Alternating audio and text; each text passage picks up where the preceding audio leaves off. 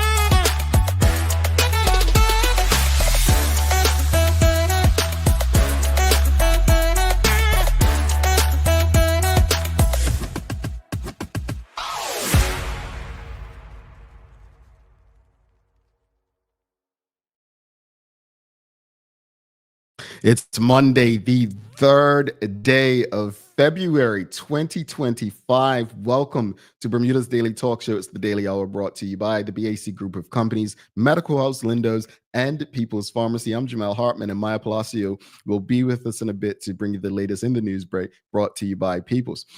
Yo, it's Monday, man.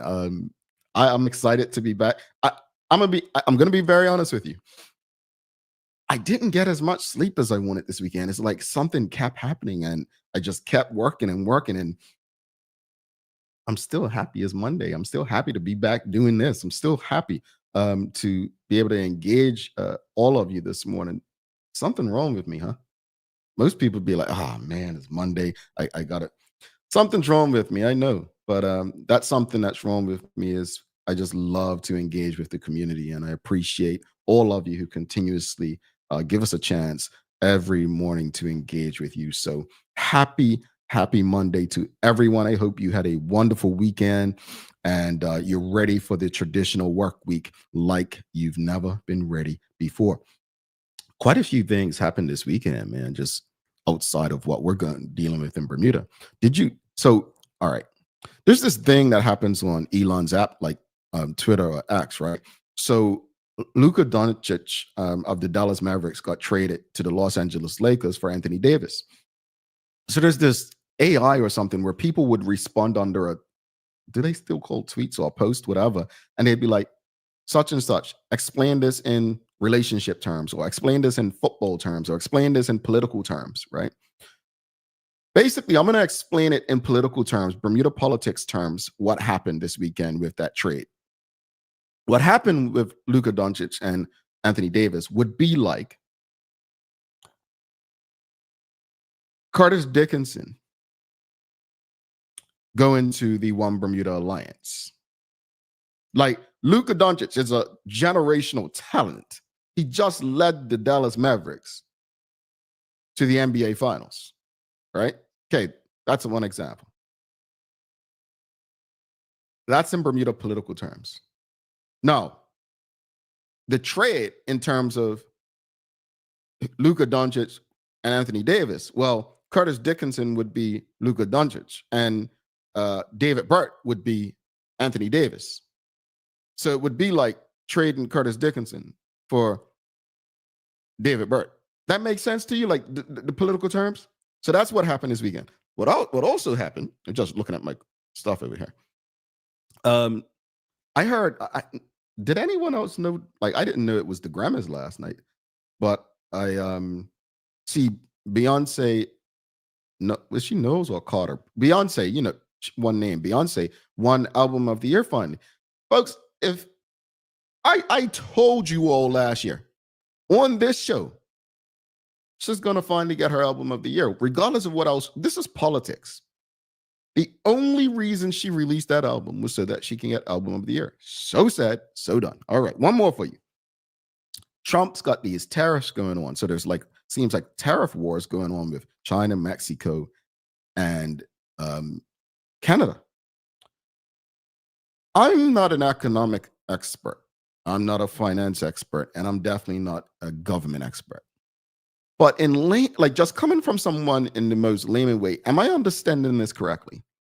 Donald Trump's tariffs to these places, he's basically trying to strong arm them, right? Art of the deal. But the idea is that, well, if you don't get these things that come to the US from these places, you'll just make them in America. Well, let's use this in Bermuda's context. If you don't use foreign labor, the prices at home, things are going to go up, right? So I'm just trying to understand how this benefits the American people in the short and long term if it's going to pump inflation. It's all good saying you're going to create jobs, right? Create jobs. But anyway, yeah. And then last thing, I heard there was a PLP rally this weekend. Yeah. Oh, I'm not going to say anymore. Anyway, folks, let's get into it. Greetings, everyone, and thanks for making this part of your a daily routine. A good one today as we welcome a One Bermuda Alliance Senator and candidate for Constituency 7 on for her conversation. She is Senator Robin Tucker, so looking forward to that.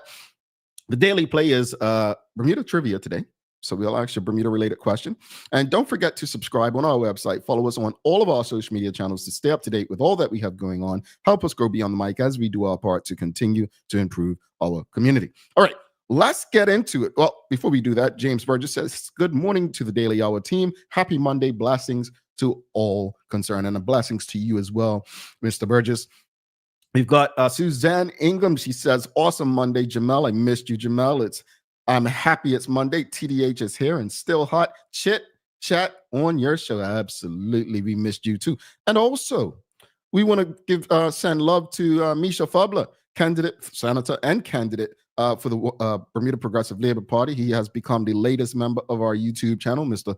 Fabler has been a constant since our beginning of times. And though we disagree highly on quite a few things, just want to say enough respect and love to him for becoming a member. You too can become a member. Just hit join at the bottom. If you're on YouTube, hit join at the bottom. And do us a favor before we jump in. I'm going to make an announcement right now. Well, I'm not going to make an announcement. As we get into the discussion part of the show, here is something you'll see at the beginning of the discussion every day going forward. The daily discussion is brought to you by Titan Express and Secure. Visit TitanEXBDA.com, your leading tour and transport provider specializing in Black History tours throughout the island. And SecureBDA.com for all your property management, waste management, residential, and commercial trucking needs. Professional, punctual, and reliable service is our commitment to you.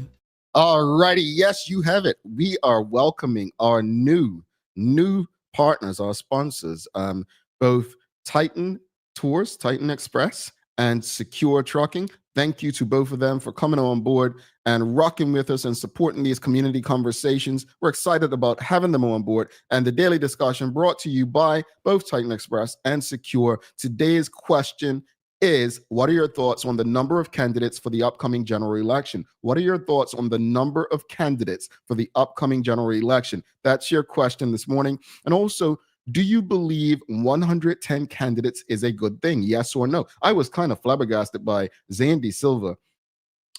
He's an MP in Southampton. Actually, I've got quite a few family members, sisters, and parents up there in his constituency. Now, I don't tell people how to vote, but it's quite interesting that his opponent is a relative.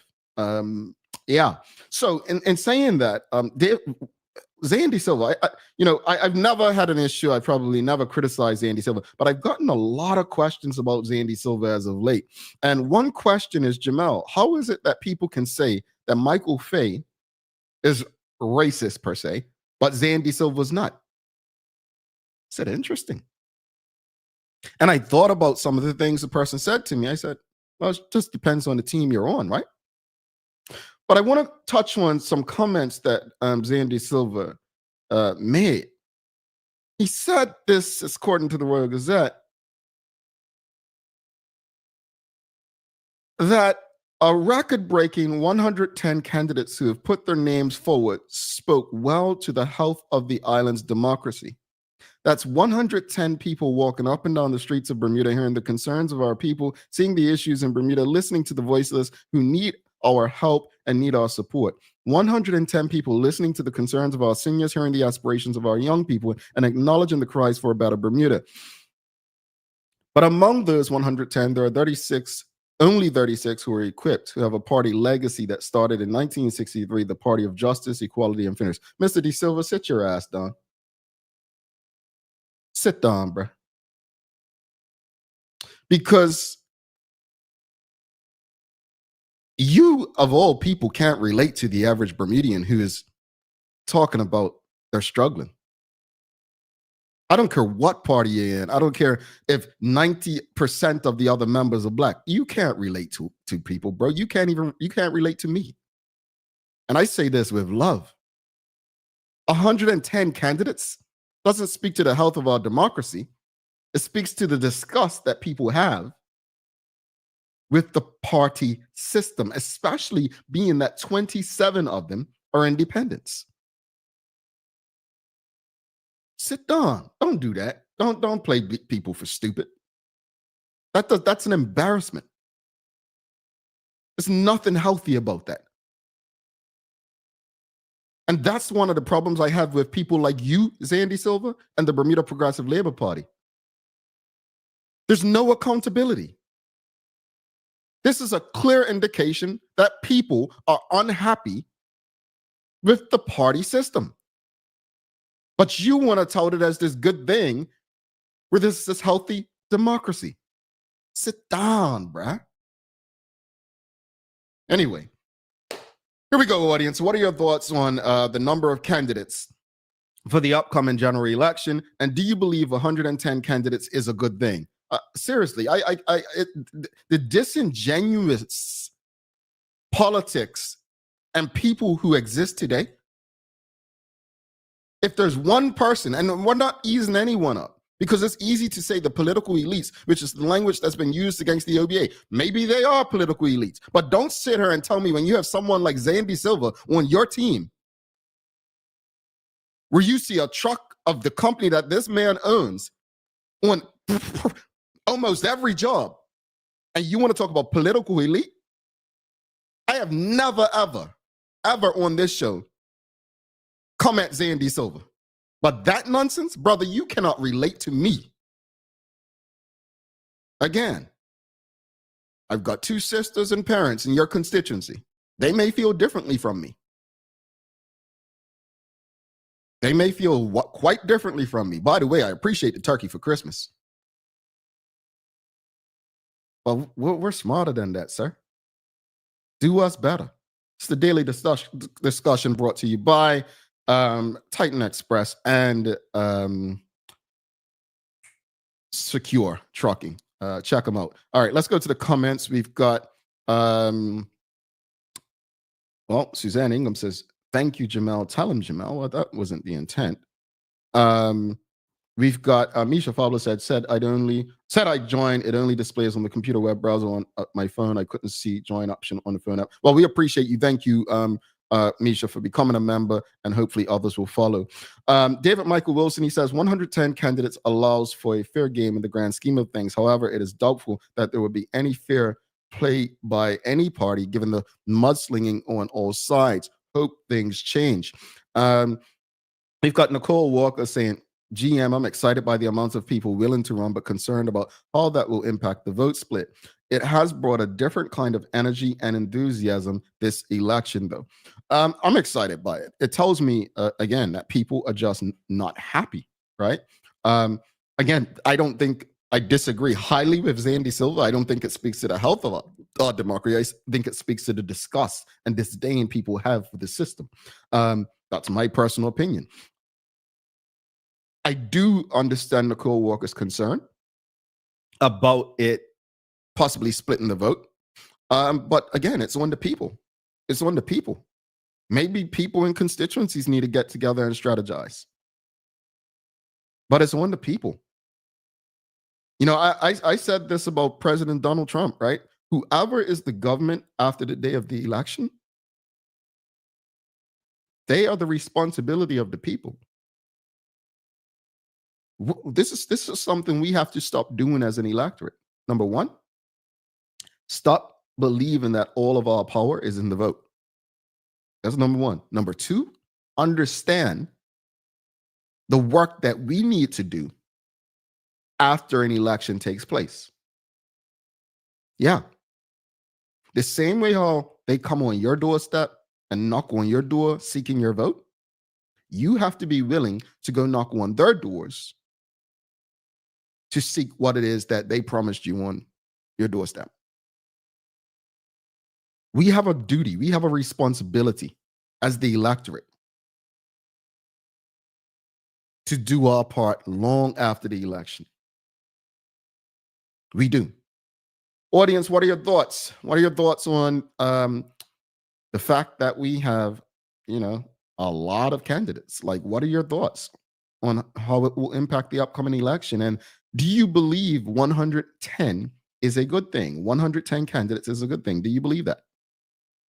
Do you believe that's a good thing? Apparently, yeah. Apparently, it's a good thing in the eyes of Zandy Silva. What are your thoughts? Do you think it's a good thing? 110 people running. Yes or no? Do you believe it's a good thing? Yes or no? 110 people running. Do you believe it's a good thing? Yes or no? We're going to bring Maya in a bit to do the Daily Hour news break early. We do have one Bermuda Alliance candidate for C7, Constituency 7, Senator Robin Tucker, coming on. And just another announcement, throughout this week, tomorrow we have independent candidate for Constituency 2, Tiffany Painter. On Wednesday, we have former government MP John Barrett joining us for a conversation about the upcoming election. Thursday, we have Ajala Umadele. It is Black History Month celebrated in the United States and I guess Bermuda as well. So we'll be discussing some Black history. And then on Friday, we'll be having former government minister and current OBA candidate, the Honorable Michael Fay, joining us. Yeah, so Michael Fay will be stopping by on Friday. So I know you guys are excited about that. But going back to what I said earlier, I think it's very interesting how dependent on what party someone is on or aligns with, they get a free card, if that makes sense. All right. Do you believe 110 candidates is a good thing? Larry Marshall Jr., he says, no, it's not a good thing. Feels it's a waste of resources all around. Suzanne Ingham says, Jamel, you are 100% correct, or 100 correct. 110 candidates states very clearly the country is definitely not happy with the elect.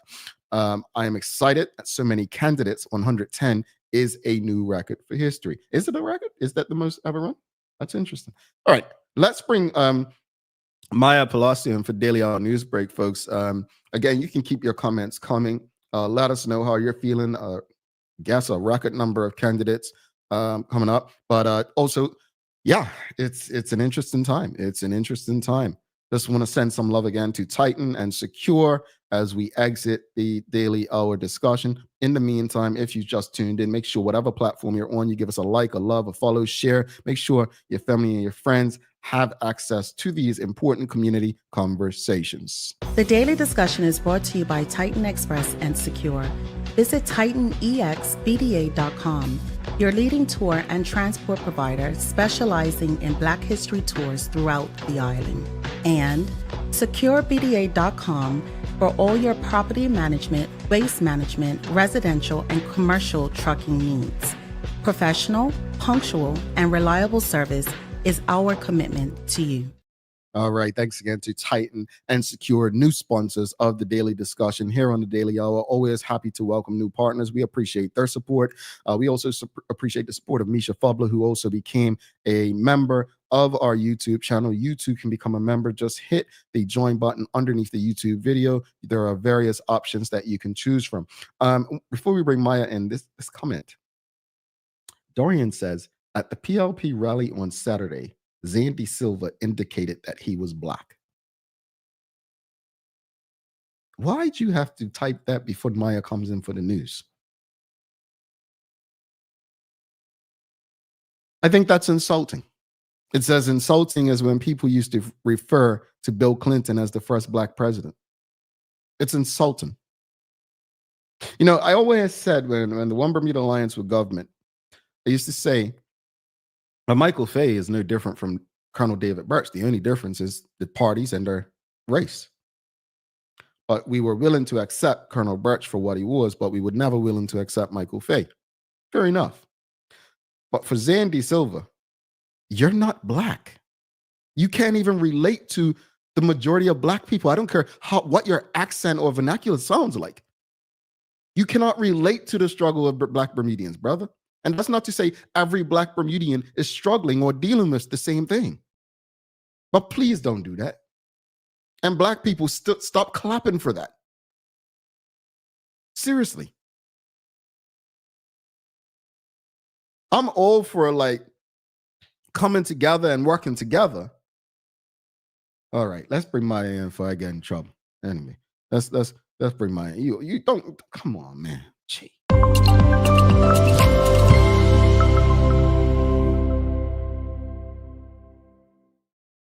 Good morning. Good morning. Hey, MP, how you doing, girl? It's been a busy weekend, that's for sure. I Don't bet. do well. Your hair, yeah.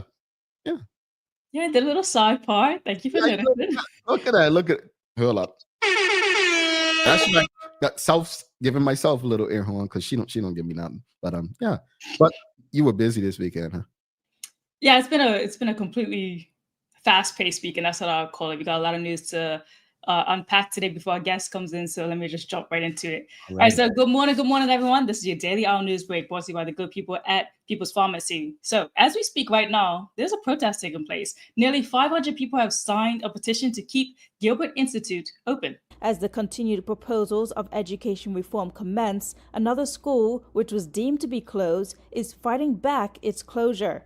Since the government made the call to eliminate middle schools and condense the primary level institutions, many schools have fought back. The public is well aware of the West End Warriors' fight to keep the historic West End Primary School open. And another notable save was St. David's Primary School, who was able to stay open due to their legacy as well.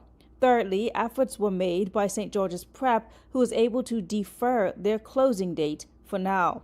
These three schools serve as an example that what is set in stone isn't always concrete, and that government initiatives are subject to change. Well, coming forward, fighting the next fight to stay open is Gilbert Institute, and they will be holding a protest on the morning of February the 3rd at 8 a.m. The petition, which has 438 signatures as of the morning of February 3rd, surfaced after the government announced their plans to transform the school into a daycare facility for seniors. We'll have more later this week on that developing story. Interesting. Very interesting. And I think it's interesting because, again, since the October, the Cedar Bridge situation, you've seen in schools, do these protests where teachers haven't shown up. We still haven't gotten this whole thing about schools closed and resolved. This is interesting because, again, I had hoped the One Bermuda Alliance wouldn't run someone in C-13 so we could see the Honorable Dr. Renee Webb and the Honorable Minister Deala Urbane slug it out. But I think he's a minister that may be judged by his performance as education. He's a candidate, that may be judged by his performance as education minister. That's one to watch. Indeed, yeah. And as we know, there's going to be more and more when it comes to schools, especially coming up to this general election and seeing everyone's platform come out. Interested to see where their next steps are going to be headed. All right, so meanwhile, nomination day has come and gone. Bermuda, we are nearly 2 weeks away from the 2025 general election set to take place on February the 18th, an election that so far has given us an extensive amount of announcements to keep up with. And here's your latest. Come February the 18th, Bermuda will have to decide between 110 candidates who all claim to be the best leadership Bermuda needs. The Progressive Labour Party and the One Bermuda Alliance each filled 36 seats. The Free Democratic Movement filled 10 seats. Eugene Dean from the Imperial Group is contesting 1 seat, but it's the historic number of independents that is shaking the island at 27 candidates. Now, we did have our news correspondent, Simone Vaughn, who was actually at the scenes on nomination day, and she got to speak to a couple of people, whether it be former MPs who are now spectators or even voices from voters themselves looking on to see what's happening at the day. So here's a short clip of two of those interactions. I am a recent graduate, but some of my friends are still in school and they're not able to vote this time because they are away. What are your views on absentee ballot votes? And do you think they should be available to students and people living abroad? And why or why not? Yes, I do believe that that is the direction that we need to go in. But I believe that everybody dropped the ball on that one. You know, no matter who is like in office, if it's 4 FDM or 7 PLP or OBA or independent, you know, what is your approach to working with other people and different thought processes to get the people's questions and concerns answered? So for me, I feel like right now there's no debate in Parliament because there's 30 seats to 6. So there's no opposition, there's no debate. It's like an echo chamber of yeses. What I envision is that maybe you have some from the FDM, some from the OBA, some from the PLP, and a handful of independents. And we literally cannot have any type of monopoly or majority without working together. Yeah. Props to Simone getting out there. Love it. Folks, if you see her, don't run. She's very friendly, but she will ask you some questions. But I'll say this. Just quick correction. It wasn't 30 to 6 the last 8 months, I think. It's 29 to 7 because of the crossing of the floor by Vance Campbell. But in listening to that, I just want to go back to MP Emily Gildill. We all dropped the ball on it, but y'all have been government. I know the OBA put it in their platform in 2012, but there was nothing stopping you from making it a priority if that's what you wanted to do. And also, the premier didn't have to call the election for when he did, knowing that students would be disadvantaged. So I understand that there is culpability on all sides, but at that point, I think that's what's wrong. I think where people are not feeling that the government is taking accountability. That makes sense? It makes sense, especially if you watch the full thing. It's on our YouTube channel. It's about 15 minutes long, but I believe she went on to say that even for herself, she didn't get to vote till she was like 28 years old.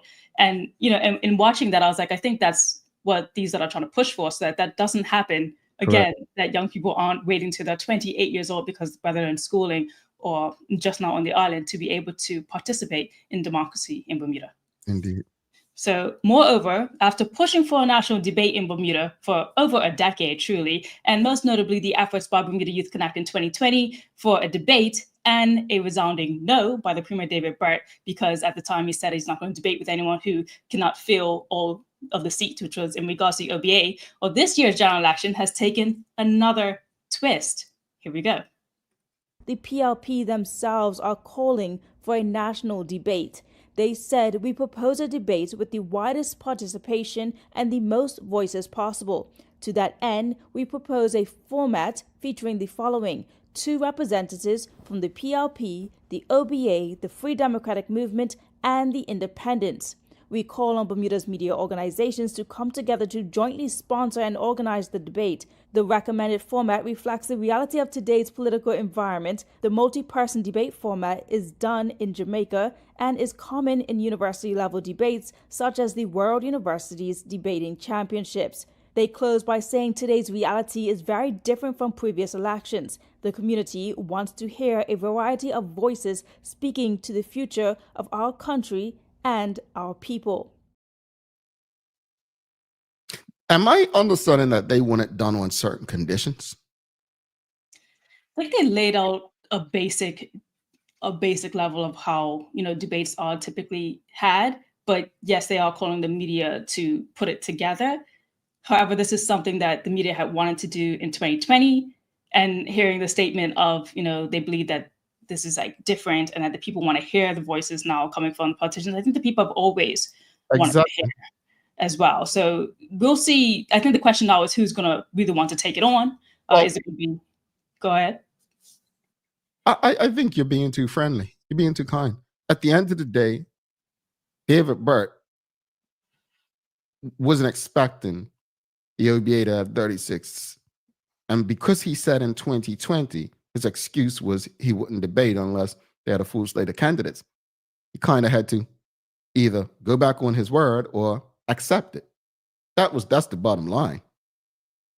And I'm surprised he accepted, because politicians going back on their word don't cost much. That's what they do, right? So yeah, I'm not giving them a free pass. This isn't something that they're doing as good. This is something that people have been screaming for and asking for. And my hope is that experienced journalists, and I'm going to call it Ciola Wilson, I would love to see whatever entities put it on, that's the person who needs to do it. I would say Gary Moreno as well. But Ciola Wilson, to me, will be the fairest. She will be the strictest. She will be the strongest person to do. She don't hold no punches. That's what I would love to see. Royal Gazette, Burn News, whoever's putting it on, get Ciola Wilson. That's the person that, to me, will get the best out of a debate in Bermuda. I don't even know if she's still interested in doing stuff. But if you know what I'm talking about, audience, you know Ciola is that person. Indeed. Well, furthermore, we're talking about nomination day. There was actually a man who was arrested at the incident that happened and occurred there. So let's talk about that. This occurred around 11 a.m. on Friday, January the 31st. Police officers were monitoring traffic in the area of the Mount St. Agnes School Hall, which was the assigned location for nomination of candidates for the upcoming general election, when their attention was drawn to a male riding an auxiliary cycle in a dangerous manner through a crowd of people processing from Court Street and accompanied by a Gumbe troop. Officers who were on scene to control traffic around the procession quickly caught up with and detained the male rider. It was later reported to police that as the vehicle was being ridden through the crowd, the vehicle made contact with an 11-year-old Gumbe performer. It is not believed that the young male dancer was injured during the incident. Assistant Commissioner of Police Martin Weeks said that the subject, who is currently in police custody, is expected to appear before the courts facing a number of charges in relation to their driving. Wow, that's insane. Yeah, indeed. Now I'm going to close it out with hopefully some celebratory news in sports that we just had happen over the weekend. So let's hear some good news. And in your sports-related news, Bermuda's under-17 women's national team has showcased exceptional talent in the CONCACAF Women's Under-17 qualifiers, securing their advancement to the final round as one of the best second places in the first round. Congratulations to the young ladies. Big up to them. Seriously. Yeah. They had a really good equalizer by Welch there. I think it was in the 60th minute, and they're like tied all to Puerto Rico. Then right after the 90th minute, Puerto Rico did get that goal in at the end, but Team Bermuda still was able to push through, and it was an intense match. Intense. Yeah. Nice. Oh, weather. Closing up for the weather today. Sunny, there's going to be some sunny periods, but a couple of showers early in the morning as well. We've got a high of 67, so it's going to be like a mixture of high humidity and a bit of rain. Again, just be mindful when you're on those vehicles, on that bike, and make sure you're wearing those gloves. Thank you so much for that, Maya. Real quickly, just want to go to days of the year. Well, it's doggy date night day. So no, I'm gonna be so I went to someone's house recently and I heard some noise. It's like, what's that noise? And it was this big dog in this crate. And then I heard more noise behind me, and they had two small dogs in another crate. And come to find out that these dogs stay in crates during the day. I'm like, oh, heck no, I want to report it. Would you imagine living in a house and living in a crate? Anyway, in saying that, doggy date night, folks. Take your dog to a park. Grab them a puppuccino or whatever that is. Promote their health by taking them to the vet, get them checked out. But whatever you do, if you own a dog or you're thinking about owning a dog, please understand that depending on breed, they can't be in crates all day or on a chain or whatever. Ask yourself if you'd like to be treated like that. Anybody in the audience, yes or no? Do you own a dog? Yes or no? Have you ever owned a dog?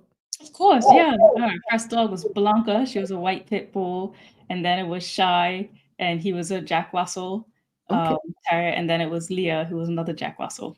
Okay. Well, I had Princess. I don't know. We got her from down by the dump from my Nana friends. We went to Sunday school. We were coming from Sunday school, my cousin and me, and the latest dog had, had some puppies, and we said, "Oh, our Nana said we could have one," and she put the dog in a, the brown paper bag that used to get, the brown paper bag you used to get from the grocery store. She put the puppy in there, and she put some holes in. This is old school, man. We're talking about right? Put it in there, and we carried it up Porn Hill, and what's that area? Perimeter Lane down there. Yeah, we carried it up Porn Hill, and once we got the dog home, I mean, we kind of got in trouble, and then we didn't because they fell in love with the puppy, and so yeah, that was our dog. That was our princess. Yeah, we never knew what breed she was, but that was our princess. Yeah, yeah. Mark Arthur Phillips says no pet. Nicole Walker says yes, a staffy. Okay, I love a look staffy. Charles says sounds like Jamel is warming up to the idea of dog ownership. I did not say that. Dorian says I was hoping that Maya would have recommended. Sorry, would have commented on Zian's insulting remarks. Why would you? I never even saw that. Yeah. It's news to me. If I find something more, I could report it depending if there's anything more to say, and I could reach out to the PLP. Yeah. Okay. Yeah. Okay. Expectations. No mutts here, and then no pets, says Karen Simmons. Suzanne said, I love dogs. I don't have one right now. My yard needs to be sorted out. All right, let's give you a joke. We've got a Robin Tucker coming on. We can't hold her up any longer, but I got a political joke, I think. Hold up. Okay. All right. Here we go.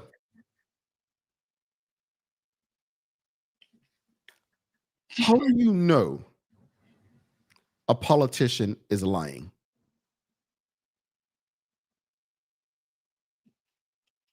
I'm not going to give my answer. Go ahead. What's your answer?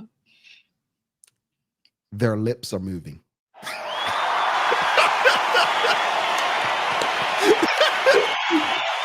My answer? What was your answer? That they became a politician. I feel bad, man. We got some good people out there. I think we have one coming on. So I did ask you, audience. I said, look, these jokes, Bermudian politicians are very sensitive. You know what I'm saying? And you all said, no, go ahead, Jamel, go ahead. So if they get upset, they told me do it. I ain't taking accountability because that's how they do. Some of them anyway. Maya, thank you so much for your time today. Have a great day. Maya Palacio, folks, if you've appreciated the conversation so far, give us a thumbs up, a love, a like. I like Charles' answer as well because they're talking. Yep, their lips are moving. Yep, written all over their face. We're going to take a quick break. Don't go anywhere. We're going to come back in 3 minutes, 14 seconds, and we're going to have a very engaging conversation with Senator Robin Tucker. So you don't want to miss this. Stick with us, all right? People's ACW, located at King Edward VII Memorial Hospital, carries over-the-counter medicines, toys, cards, and even toiletries. Our knowledgeable staff are there whether you're at emergency, visiting family, or a member of BHB staff, to show you our best even when you're feeling your worst. People's ACW, we're here for you.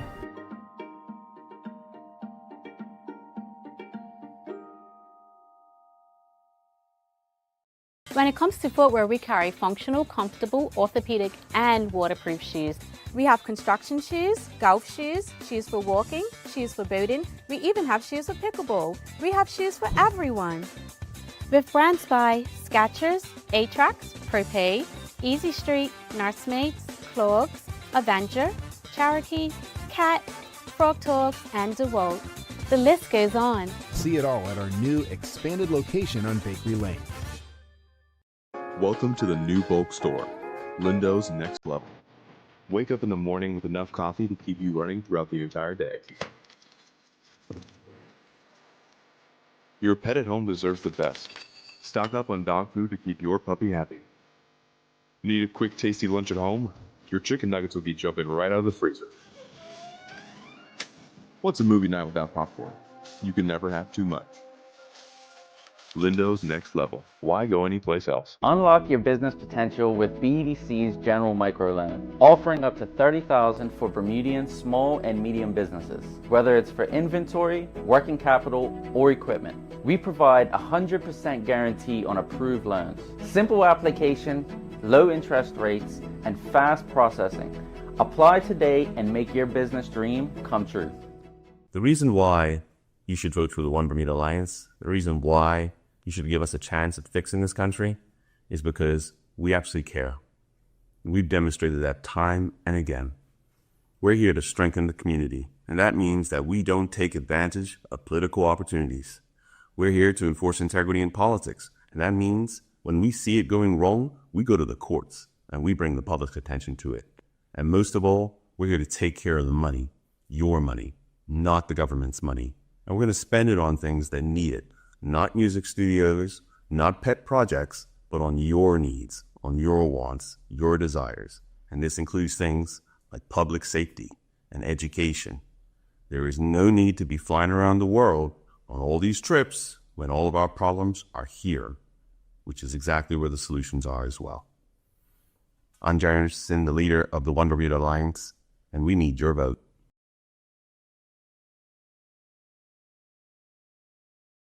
Bermuda Trivia, the Black History Edition, is now available at stores throughout Bermuda. Visit bermudatrivia.com or email contact@bermudatrivia.com to learn more. Alrighty, welcome back to the big show. Jamal Hartman here. It's the Daily Hour brought to you by the BAC Group of Companies, Medical House Lindos, and People's Pharmacy. Don't forget to subscribe on our website. Follow us on all of our social media channels to stay up to date with all that we have going on. Help us grow beyond the mic as we do our part to continue to improve our community. Without further ado, let's bring in our guest for the day. She's a senator. She's been with the One Bermuda Alliance from the last election cycle, and she is returning to Constituency 7 to contest that seat against the incumbent Anthony Richardson. And let's give a warm TDH welcome to One Bermuda Alliance candidate for Constituency 7, Senator Robin Tucker. Hello. How are you? Good morning, Jamal. Good morning to your listening audience. I'm almost afraid to move my lips, to be honest. I heard the last joke, and so I don't know if I should speak or not. Well, man, it's hard doing these jokes knowing that we're going to have so many politicians. But I try to qualify it. Well, not all. And, you have a chance to prove them wrong today, right? Understood. Absolutely. Well, first of all, thanks for doing this. Before we jump into it, do you own a dog? We don't currently have a dog, but we have had dogs, actually. We've had a Rottweiler, which we absolutely loved. Unfortunately, somebody poisoned him around the time that there was the ban on certain breeds. And then after that, we've had a Yorkie. So, so we had one extreme to the other. Wow. Sorry. Well, Yorkies can be pretty mouthy. I know about a Yorkie or two. But no, I'm glad to know that you love dogs. Sorry to hear about the poisoning. But tell the audience a bit, again, as I stated, you did run in the last election. Then you were appointed as a senator. But who is Robin Tucker? Tell us a bit about your background, what it is that you do. Okay. So I am actually a mother of two. I have in total 7 grandchildren. Both of my children have a blended family. I am a human resource operations manager. I've been in human resources since the very early 2000s. I am very passionate about children's issues, about seniors, about the state of our country, the state of basically everything that one sees that's happening. I'm also very concerned about our education system and what is happening with that. Education is obviously a big part of the foundation of any community, and so that is of huge concern to me as well. I don't remember if I mentioned I am a wife as well. Yep. I better put that in there just in case my husband is listening. And so I've been married for 36 years to the same person. Congratulations. And so that's pretty much me in a nutshell. And thank you for that. Thank you for that, letting us know. And with all of what you just said, HR professional, big family, seems like you have it all going. So what inspired you to throw your head in the political arena? Well, Jamal, I'll try to tell you this story very quickly. I had no aspirations to be involved in politics. I actually just have a big mouth and I just don't know when to stop talking. So I was at a party. A friend of mine is a current PLP MP. And then there was also a friend of ours, a mutual friend of ours, who is with the One Bermuda Alliance. And in 2020, the PLP MP friend of mine had a birthday party. And so we were all there, and I'm talking about everything that's wrong with the country, all the things that I think need to be done to fix it. And shortly after that, the OBA friend of mine called me up and said, hey, listen, I heard you the other night. Would you have any interest? My initial reaction was absolutely not. I don't know any sane person that would sign up for this. And so anyway, I said, at the end of the conversation, let me talk about it with my husband. Let me think about it. Let me pray about it. And I'll get back to you. At the end of all of that, what my final conclusion was that I need to either put up or shut up. And so that was the tipping point for me to actually say yes. Little did I know that 6 short weeks later, I would be rolled out as a candidate for the One Bermuda Alliance. And so I haven't looked back since. Okay. Okay. All right. Friends on both sides. It was just, okay, you thought that was the best place to make a difference. I did. Now, if I can tell you why, the reason is I have no magic wands. I cannot change the world, although I wish I could. But what I decided to do when I said yes is to try to add influence. So that's my mission, to try to influence the operations of the country and the direction of the country. So for me, it's about having influence. Indeed, and thank you for that. Audience, if you have any questions or comments for Senator Tucker, please send them through. We'll get through as many as possible. You're running again in C7. Yes. You've likely been canvassing. What are you currently hearing on the doorstep from constituents? So there are a number of consistent things, I guess, that I've said. Education is a big deal. That comes up frequently in constituency number 7 in particular. There are a number of families that have young children. And so I have been hearing from parents who have decided to take their children out of the public system and move them to private because of the fear of what is actually happening within our education system and how that's going to impact their children. I have also heard quite a bit about the cost of living, which obviously is a very hot topic for everyone here in Bermuda. Having to pay $9 in some cases for a loaf of bread is quite concerning for anyone. And then the third thing is about our infrastructure, our roads, the overgrowth, just the general state of the country. And so that's sort of the national issues. The regional issues would be things like in C7, there's a number of constituents that would like to see the overhead wiring put underground. That is a big deal for them. And if you have a look at some of the wiring, you would certainly understand why. And as well as we all know, having wiring underground would help, when there are hurricanes and lights going on and that type of thing. There would like to be a greater sort of support for like the cricket programs down in that area. That's a big deal. As I said, there's a lot of families with children and they would like to see more support for that. And then a third thing would be there are a number of areas down that way, where there are no bus shelters. There's a significant number of seniors, and seniors would like to have a seat and certainly somewhere that they would be sheltered from the rain and certainly from the sun in the summertime. So those are the types of things that I've been hearing. I've been canvassing since 2020. So those are things that have been very consistent from then until now.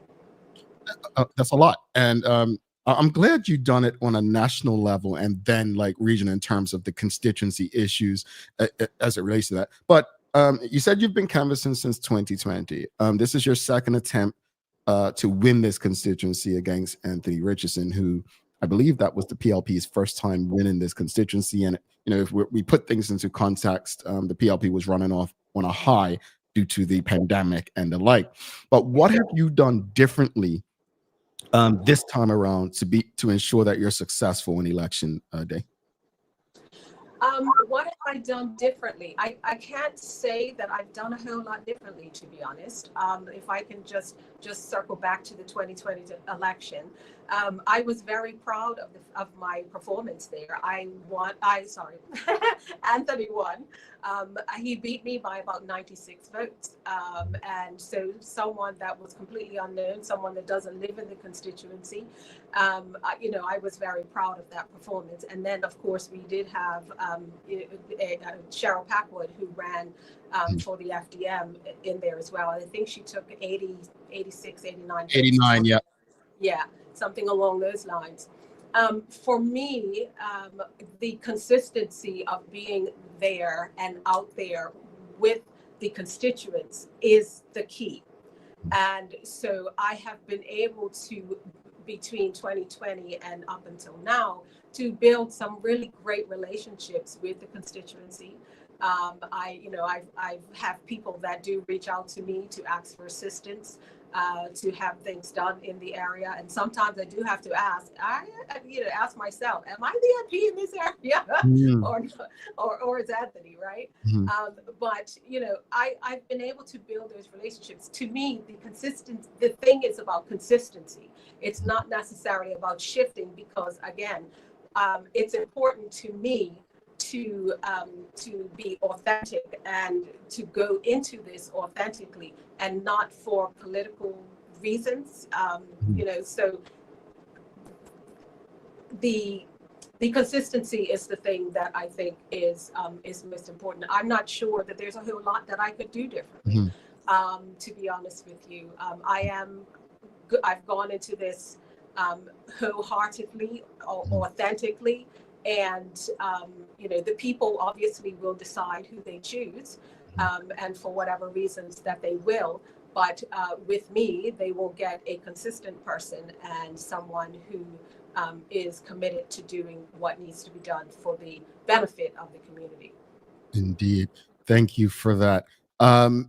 So we may as well touch on this. This was not part of my questions, but since you're here, why not?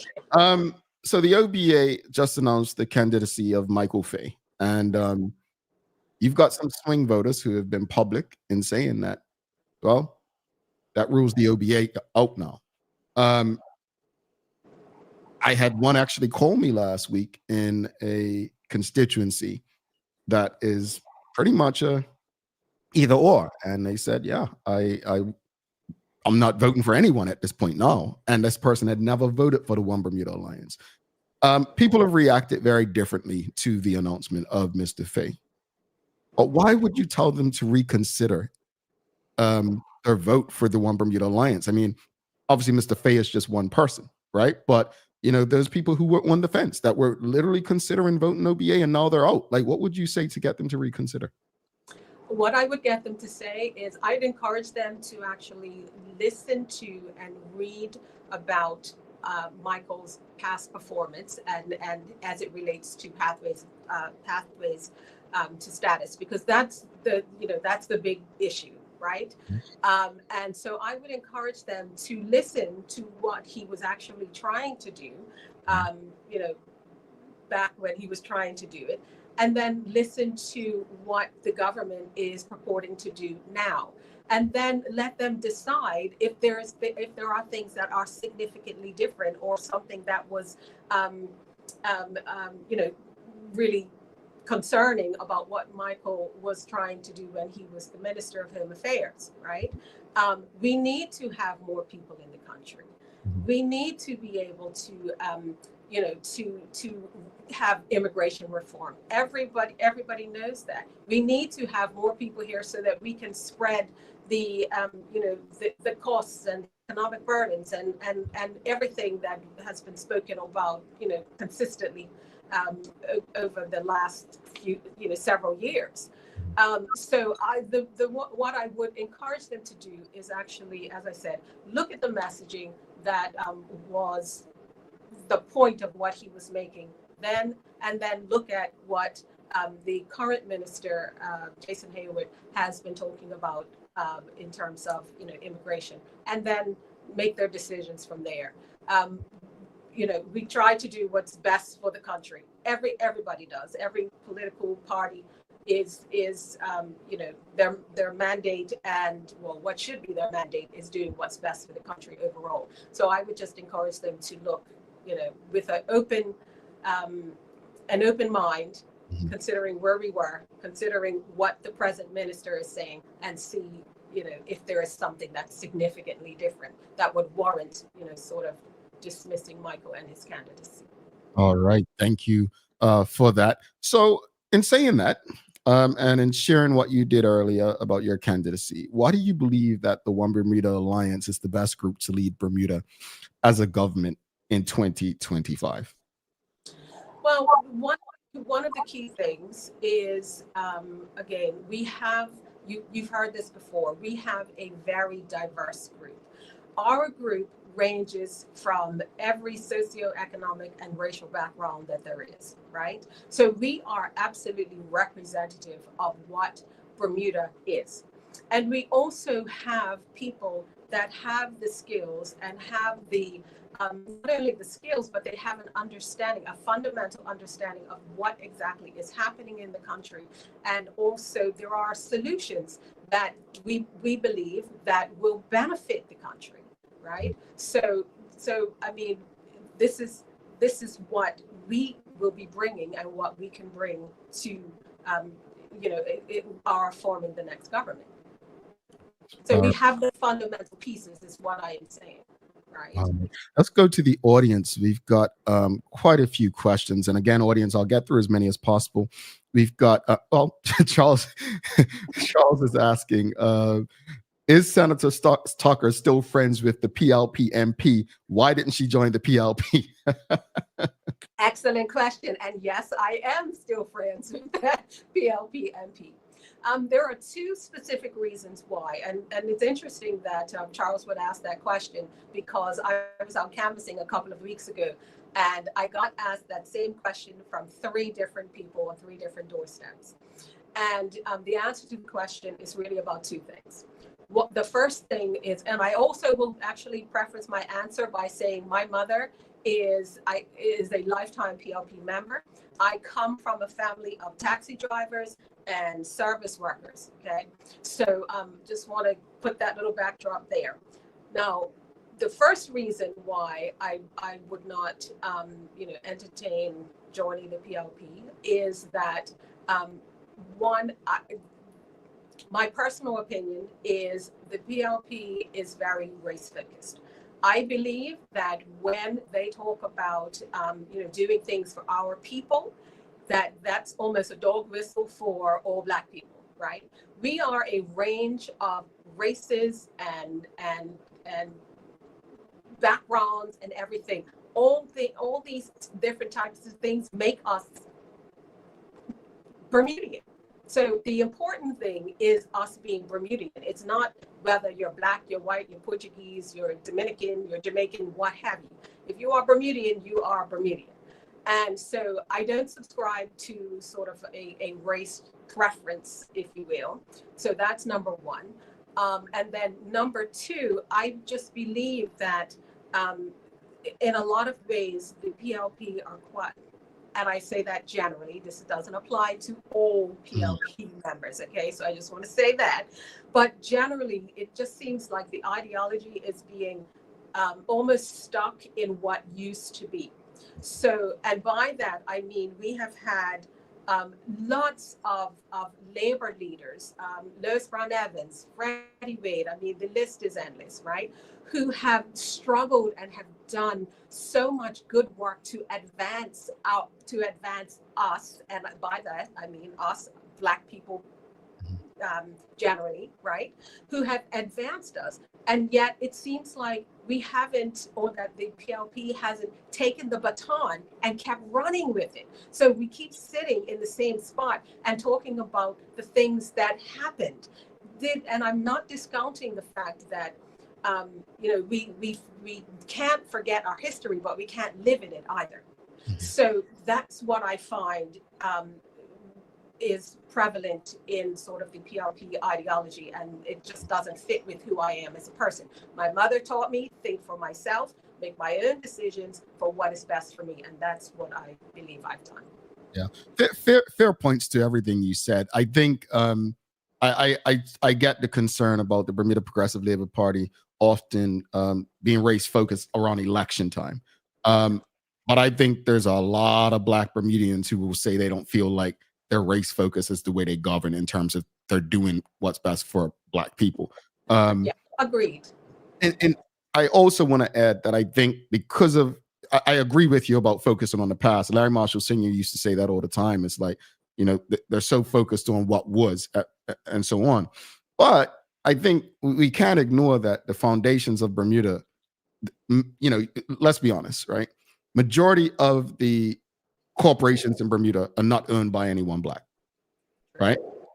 Majority of Black people are employees. We're a majority people. So I think what I would be expecting from a government that's so race focused is more Black empowerment. And I don't think we should apologize for that. I believe that Black people historically have been disadvantaged, which is why you see, more Black employees than that. So I get what you're saying, that they seem, race focused. And I'm okay with different groups creating spaces. I mean, whether we like Donald Trump or not, he's doing what he said he was going to do for his people, right?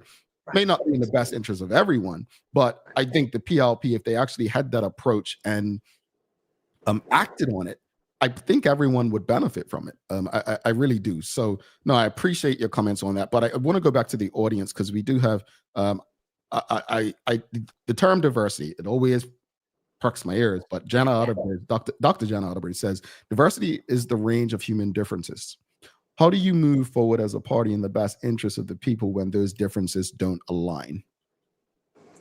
Well, one of the things that we do is in our room, we do have situations where our differences don't align, right? But we talk about them. We sometimes fight through them, but then we come to a landing place. One of the things that we have appreciated by having all those diverse individuals in the room is that everybody's coming with their own perspectives. Everyone's coming with their own baggage. Everyone's coming with their own, with their own general issues. But again, that's indicative of what's happening in Bermuda. So you have to find, and we find the best place that that is workable for the group. Sometimes people don't agree, but a term my husband hates, we have to agree sometimes to disagree.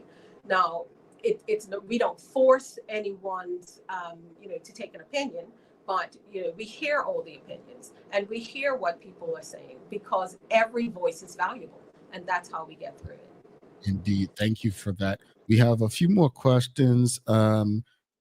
Michael Daniel says, are your constituents more concerned about national or regional issues?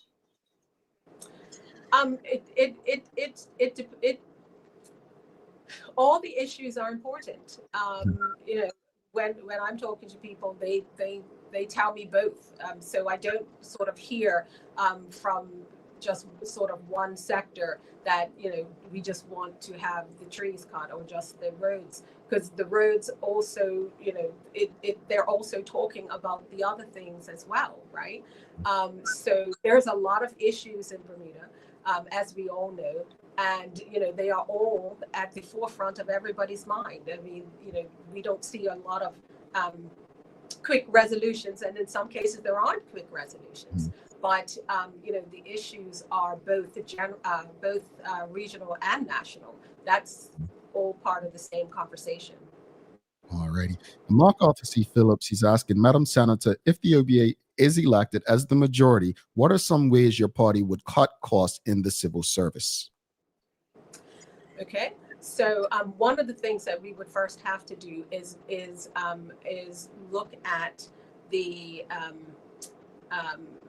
sort of the structure, right? So one of the things we want to absolutely do is make it more efficient, but we have to look at the structure. We have to look at where things are in terms of, promised digitization. We would have to look at, sort of organizational structures, things that, maybe duplication of services. We want to be able to make things more efficient. So we'd have to look at all of those things before we can sort of make and take any kind of decisive action.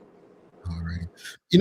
I want to go back earlier to, your friend in the PLP. I've said this on this show that I think both political parties have really, good people, genuine people who can make a difference. I call names often. Tiffany Painter, who will be stopping by tomorrow, she's running as an independent in C2. And she said something in her press conference about being the best 36, just having the best 36. And let's say the election ends up, where it's more evenly evened out, and the One Bermuda Alliance shares that, advantage. What are your thoughts on a coalition? That's the word that's been used a lot, like coalition. But are we able to get past the things that have, I guess, been politically childish? And are you willing to work with a Premier David Byrd in another capacity? Are you willing to work with a Minister Tanae Furbert and, just people on the other side, Curtis Dickinson or Owen Darrow? Like, what does that look like to you as more, not just a One Bermuda Alliance candidate, but just a Bermudian who wants what's best for the island? Well, I mean, for my personal, well, let me just backtrack. In terms of the first part of your question about coalition governments and all of that, that is above my pay grade. And so that is something that the leadership and whoever, that is what the leadership will determine whether, they will engage in the strictest of sense of a coalition government in the example that you gave. For me personally, I work with everyone. When we're in the Senate, the PLP senators will tell you that we have really good relationships. I was appointed to the Senate in 2020. And, when I think that the government has done something right, I am the first to put my hand up and say, this good job, and, give them their flowers, right? So for me, collaboration is part of who I am as an individual, and so it comes quite naturally to me. I don't have any issues with any of my political colleagues, no matter what side of the fence they're on. That's good to hear. That is good to hear. We've got Charles H. Jeffers II. He's asking, can Senator Tucker share her mother's thoughts on the state of the PLP today? I hear some saying, quote, this is not your parents' PLP, end quote.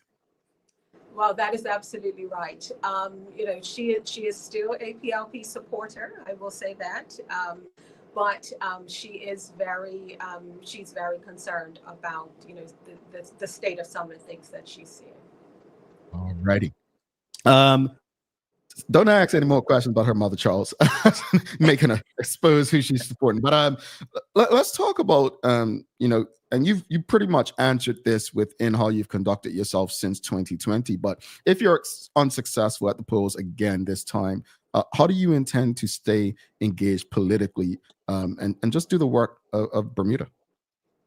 Yeah, well, I was a former hotline counselor, so I with the Women's Resource Center, so I may re-engage in terms of community work and things like that. There is a lot of needs in the country, and so I will certainly have more time to be able to invest in those types of areas. So that is certainly one thing that I would absolutely do. It's re-engage in community service. Alrighty. And where can people go to learn more about you? I mean, if you may not be in someone's constituency, they may have heard you today and just want to reach out to you. What's the best way to connect with you and learn more about what you plan to do to help improve Bermuda? Sure. All my details are on the OBA website, oba.bm. My contact number and my email address is there. All right. And before you head out, what would you say to the Bermudian people, regardless of who they choose to vote for? Just your final message to them ahead of the election. I would prefer, I'm going to speak specifically to people in C7. I would prefer that you vote for me, but even if you do not, and certainly people outside of C7, whoever you decide to vote for, even if it's not the OBA, which we do hope it will be, please hold your politician accountable. And by that, you know, us as Bermudians, we're not really great at that. I've had people ask me, how do you do that? Well, if you hear them speaking things contrary to what they're telling you on the doorstep, you can call them up and question them. If they are not responding to your calls, track them down and remind them that they work for you. You do not work for them. And it doesn't matter who it is, even if it's me, even if it's, you know, anyone else, the premier or whoever. We are employed by the people of the country. And so therefore you have to remind your candidate, you have to remind your elected official that you do not work for them, they work for you. And we have to hold people accountable, because when we do, it's for the betterment of the country as a whole. So that's what I would say. Thank you so much for your time this morning, and all the best in C7 on February 18th. Have a wonderful day. Thank you. Likewise. Thank you for having me, and everybody in Bermuda have a great day. All righty. Robin Tucker, Senator Robin Tucker of the One Bermuda Alliance. Folks, if you appreciated that conversation, please give us a thumbs up, a love, a like. Make sure you share it with your friends, your family, your colleagues. We have to take a final break. We'll be back in 1 minute, 40 seconds. Do not go anywhere. I'll give my final thoughts on the discussion, that conversation, and we'll do the daily play as well. Stick with us. Looking for the best care for your pets? Nova's Ark Feed and Supply has everything you need, from top quality foods to toys and supplies. We've got it all. Join our frequent buyer program and earn rewards every time you shop. Plus, we've been awarded the Clever Customer Initiative program for helping you save more. And don't forget, we open an hour early on Saturdays so you can get a head start on your pet care. Visit us today or shop online for easy pickup or delivery. Your pets will thank you. All right. Who was the first woman to become not just the first female opposition leader in Bermuda, but throughout the entire British Commonwealth? Dame Lewis Brown Evans. Hey, buddy. Hun, who was the first woman to serve as opposition leader, not just in Bermuda, but throughout the entire British Commonwealth? Dame Lewis Brown Evans. Mason, what did we say? Dame Lewis Brown Evans. Dame Lewis Brown Evans? Where do you find that? Mommy playing Bermuda Trivia. Mommy playing Bermuda Trivia. Oh, honey, I'm so proud of you. Good job. It's true. Children are a reflection of their environment. Bermuda's favorite trivia game, fun with a purpose. To educate, to entertain, to inform, to inspire, to learn, and to enjoy. Bermuda Trivia, all volumes now available at various stores throughout Bermuda. Visit bermudatrivia.com to learn more and follow Bermuda Trivia on your favorite social media platforms. Alrighty, welcome back to the Big Show. Thanks again to Senator Robin Tucker, One Bermuda Alliance candidate for the upcoming general election. Appreciate the conversation. Don't forget, as I stated earlier, we'll be having independent candidate Tiffany Painter tomorrow. Former MP John Barrett comes on Wednesday, Ajala Amadele on Thursday, reference to Black History Month. And then we'll close out the week with former government minister and senator and current candidate in the One Bermuda Alliance, the Honorable Michael Fay, will be stopping by for a conversation. So big week on the Big Show, so you don't want to miss anything. All right. Thanks again to the BAC group of companies, Medical House, Lindo's, and People's Pharmacy for ensuring that we can have these community conversations with you on a regular basis. It is time for the Daily Play, brought to you by Bermuda Trivia, now available at stores throughout Bermuda. Follow Bermuda Trivia on Facebook, Instagram, X, and TikTok to find out why it's Bermuda's favorite trivia game. All right, audience, are you ready? Some Bermuda Trivia for you today. Here we go. Oh, this is a good one. There are 3 former United Bermuda Party leaders currently running in Bermuda's upcoming general election. Name all 3.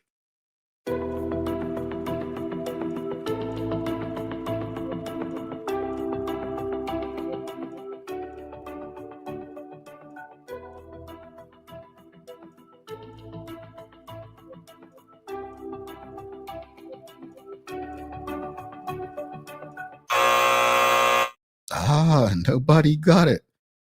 Who are the 3 former United Bermuda Party leaders who are running in the next general election? Gordon, Cannoneer. That's not it. 2 Swans, Ferber. No. That's 2. Bernie Hoslin, William Ferber, Kim Swan.